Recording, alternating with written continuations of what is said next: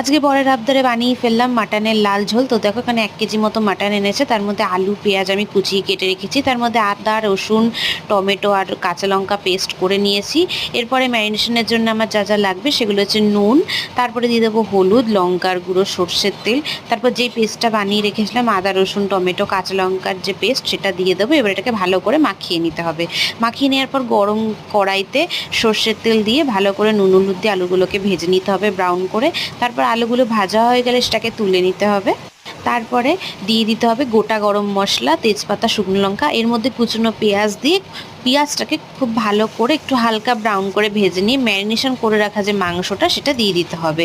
সেটা প্রায় আধ ঘন্টা 1 ঘন্টা মতো ভালো করে আলু দিয়ে মাংসটাকে কিন্তু ভালোভাবে কষিয়ে নিতে হবে কিছুক্ষণ। তারপর যেই তেল ছেড়ে আসবে তার মধ্যে দিয়ে দেবো গরম জল। মাংসটা এই কড়াইতে আটছিল না বলে আমি নিয়ে নিয়েছি আমার একটা লোহার কড়াই, তার মধ্যে। তো দেখো কালারটা কীরম হয়েছে।